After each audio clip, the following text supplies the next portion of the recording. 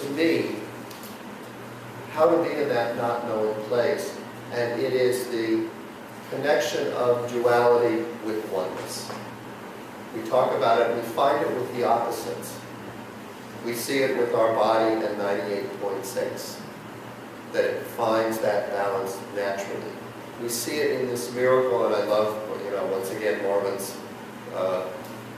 Marvin's creativity always mirrors what I'm going to talk about, the earth.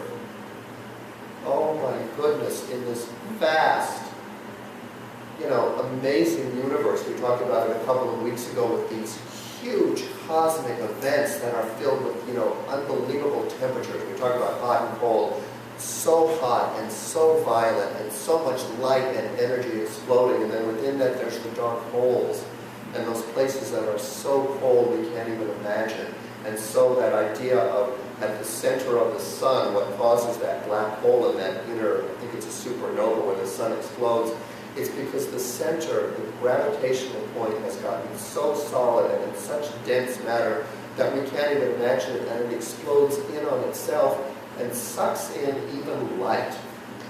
It just, thinking about that, it just blows your mind. And yet within these violent forces that are all around us, there's this gentle blue planet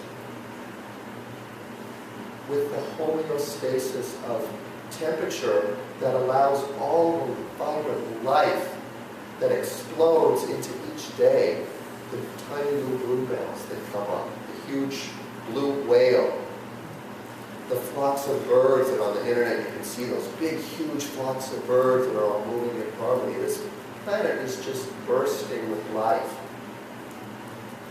It's found a balance. It's found that place of equanimity within this world of opposites and duality. So we're going to go to a Buddhist teaching. This is what I want to leave you with today. And it's that talk about equanimity, which means finding that place of homeostasis. It means finding that place of balance where everything is working in harmony and you're not thrown off too far in either directions. So this is from Gil Fronsdale. I don't know who he is, but I found on the internet that amazing source of so much information. And it's from the Buddhist teaching. Equanimity is one of the most sublime emotions of Buddhist practice. And they call it an emotion in Buddhism, equanimity. It is the ground for wisdom and freedom and the protector of compassion and love. While some may think of equanimity as dry, neutral, or cool aloofness, mature equanimity produces a radiance and warmth of being.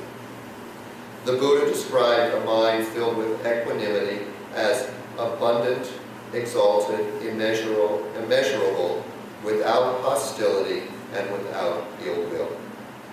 The English word equanimity translates two separate Pali words used by the Buddha. Each represents a different aspect of equanimity. The most common Pali word translated as equanimity is epika, meaning to look over. It refers to the equanimity that arises from the power of observation, the ability to see without being caught up by what we see. When well developed, such power gives rise to a great sense of peace. So this is that observer self, the witness self that is talked about so often in many spiritual teachings. It's what we learn to go to in the presence process when we learn to respond rather than react by when our buttons get pushed, not jumping in and trying to fix, but by stepping back. Going, wow, my buttons have been pushed. My heart's racing, I'm getting all hot. What's going on with me? What's this energy? Detaching from the story that, oh my God, I've got to fix, something's wrong with my life, something's wrong with me, I shouldn't have done that back then, and if I don't want this to happen, I've got to make a new plan for the, that's the mind. We know what that's like, right? And has it worked for us? Other option is to step back and feel the power. Feel the duality that's going on. feel the energy that's happening. We're going into that power and that presence. So it's not about not feeling. When I first read the Webster definition of equanimity, that's what it made it sound like, that it's just about not feeling, getting to that place where just nothing really bothers me, which is a big mistake, I think, that people bring to not only Buddhism, but a lot of spirituality. You know, I'm just trusting in God and I'm not really going to be present. It's not about that at all. Michael Brown says again and again in his book, this is not about feeling better. It's about getting better at feeling. And I think I would even change that. It's allowing ourselves to truly feel, to be in the experience of life. Once again, my favorite Joseph Campbell quote. He says, what I believe that most people are looking for is not the meaning of life, it's an experience of being alive. And I learned when my mother said that to me about you have an explanation for everything, and really beginning to look at that over the past few years, that there was a big decision I had made that I'm not going to be fully present in life until I can figure it out and make sure that it's safe. How many of you out there that brings a little bit of truth for you? How realistic is that? That we're going to figure out this vast universe with these cosmic events like supernovas and stuff. We're really going to figure it out with this little brain of ours? The only other choice is to trust. Is to trust that we don't know, to be in that place of not knowing, and find the equanimity, find where the balance is. There's plenty more here, and I'm going to save this for later lessons, but I want to move back to the presence process and read a little bit more about what the presence process is about. And now presence, he's talking about that God the good, omnipotent, that divine energy that we are.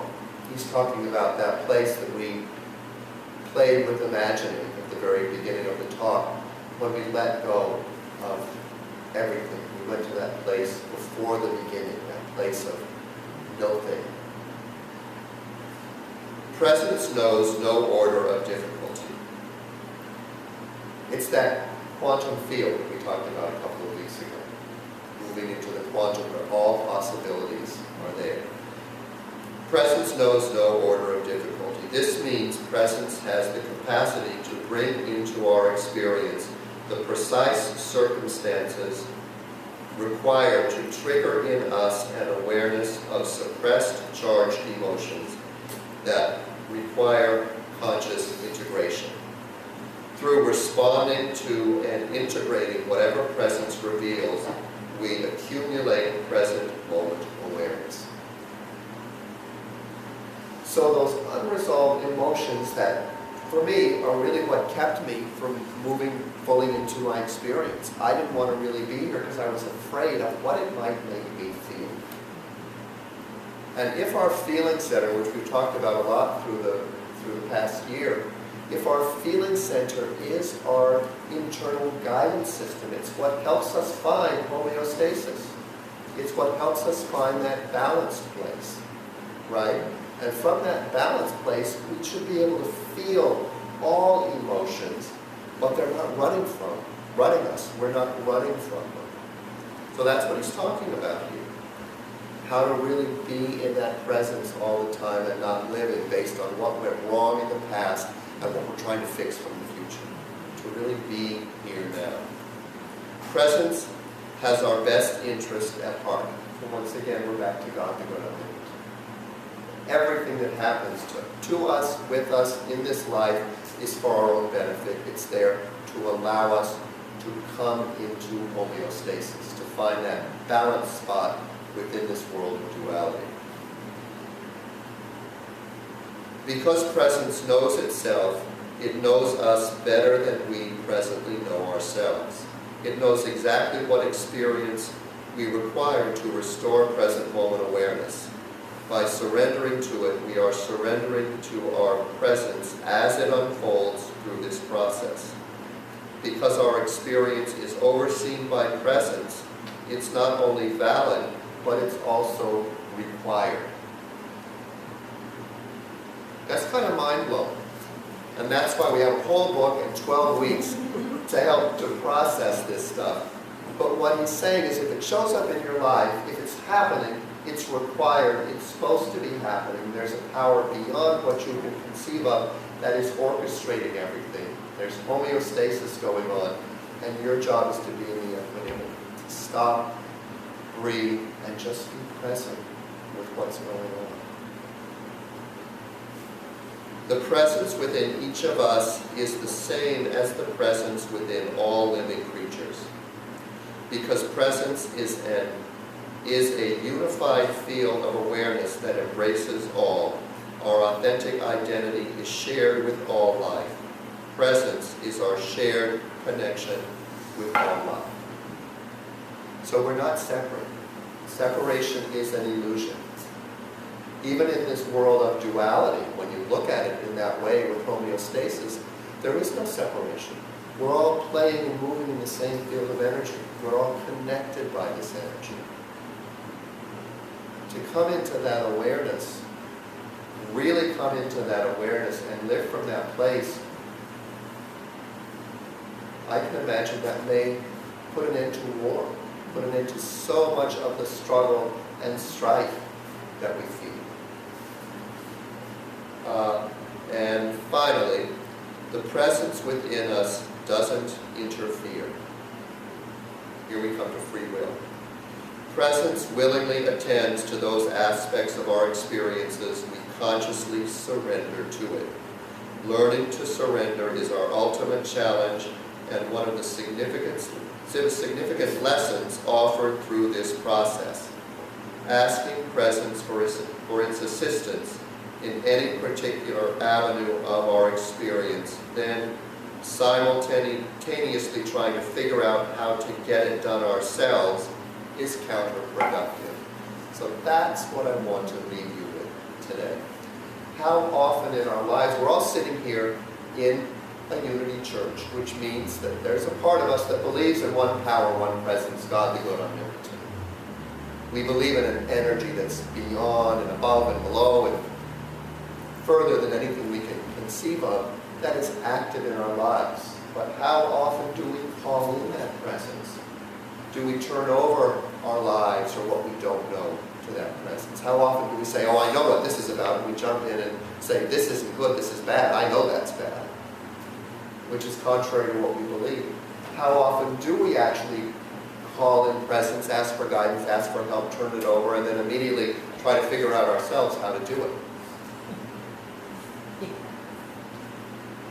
How many of us have the courage this week to turn something over, something that's calling for immediate attention that we don't quite know what the answer is, to turn it over and then not try to fix it and figure it out, but go for a walk. Enjoy life.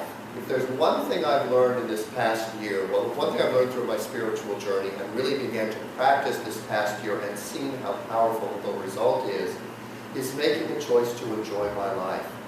There's something going on that's causing me anxiety that I can't figure out, to say, I don't know what to do with this. I'm going to turn it over right now and choose to take care of myself. I'm going to just do something fun. Something that an old belief would have said, how irresponsible.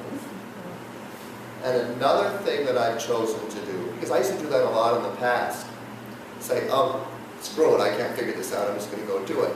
But I added a belief to it was, yeah, but I'm going to pay for it later. Right? Don't we do that? Oh, I'm just going to take care of myself. I'm going to pamper myself now because I don't want to figure it out, but there's that thing that's going to say, but you're going to pay for that later. I've chosen to detach myself from that immediate need to fix whatever is going on out there, make a choice to enjoy myself, and put on a new belief. Say, by enjoying myself, I'm telling the universe, I want more of this, and this is going to solve my problem. And guess what? It happens. It's happened again and again and again. It happened just this past week. I had something going on. I thought, oh my God, I've got to figure out how to get more money. This bill came in, I wasn't expecting it. And I said, no. I'm a spiritual leader of a unity church. I believe in God the good, omnipotent. this bill means abundance is coming. I had planned to have an enjoyable day. I've got my 2 weeks off. I'm going to go to the beach. I'm going to do something I enjoy. And not only that, I'm going to pay this bill that I've been holding off of because I'm not sure the money's going to come in. Because when I went to my bank account, that was exactly what I had left in my account. So I paid my electric bill. And as I did it, I thought, I love having lights, and I turned on my Christmas lights. Went to the beach, I came home, and there was a check in the mail from a client who signed up for twice of what I had put out. Wow. Hallelujah. Amen. Yes. So these are truths. This is powerful concepts we're working with. It's not surprising that the presence process, the Buddhists, unity, so many different quantum physics now, science, is all saying the same thing. One power, one presence. Our choice. Do we trust Him?